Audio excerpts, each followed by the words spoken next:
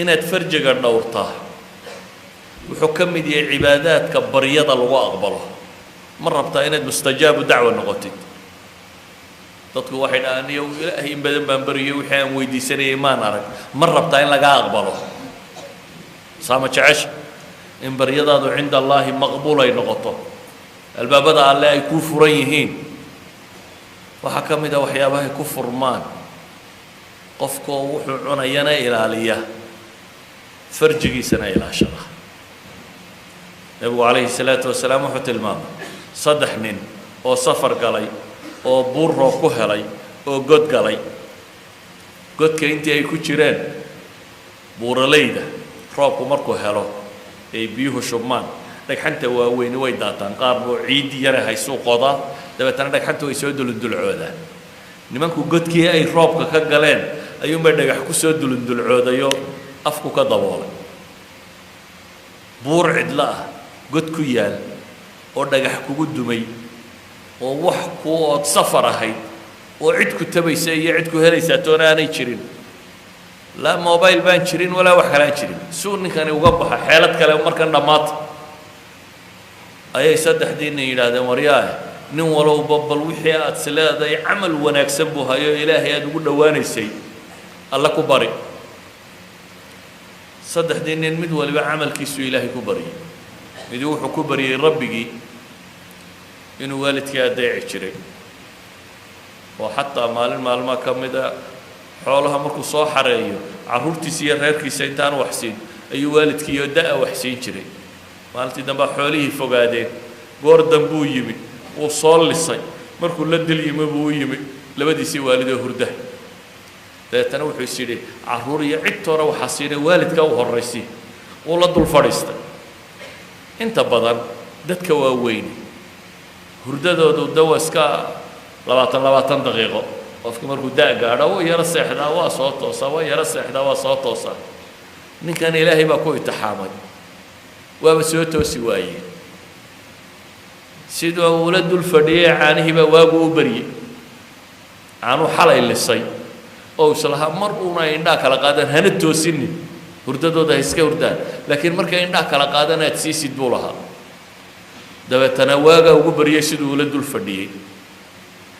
dabeetana ilaahay buu baryaya wuxuu leeyahay yaa rabbi waad ogtay inaad dartaa sidaa u samaynayay oo aan waalidkay sidaa ugu samafalayay ilaa u dhagaxaa naga fayd buu yidhi dhagaxii in buu hanqaday laakiin in looga bixi kara maaha mid kale ilaahay baryey wuxuu ku baryey inuu shaqaale u shaqeeyeen oo dabeetana xoolahoodii uu siiyey oo midi uu ka tegey xoolihii uu midi qaadan waayey oo ninkii iska tegey oo beri dambe uu soo noqday oo yidhi warriyo xoolahayga isii wixii aan kuugu shaqeeyey isii dabeetana xoolo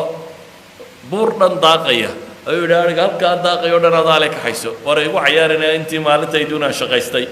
intayduuna sii buu leeyahay wuxuu yidhi intaad shaqaysatay xoolihii aan rogrogayay ku biirtay dabeetana intaasay kuu goysay wixii aad ka tagtay wakaase ilaahu waad ogtay buu leeyahay ammaano daraaddeed ninkaa waxoogaaga yar ii dhiibtay wixiisii intaan u badiyey oo u rogrogay inaan adiga daraadda u siiyey waxaasoo adduuna ammaanu sheeganaya ilaahu naga fayd in kalea ilaahay ka faydi weli lagama wada bixi karo saddexdu xadiisku waa kala horraysiinayaaye siduu kala horreeyay umaynan sheegine kanka saddexaad wuxuu sheeganayaa gabadh in adeertiiya oo uu jeclaaday inay jirtay dabeetana gabadhaa inuu isku dayay si kasta inuu ku helo way diidday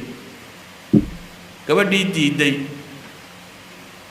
oo abaari ku dhacday oo baahan baa u timi markaan abaar baa hayso waa baahatay dabeetana wuxuu yidhi sukay dhiib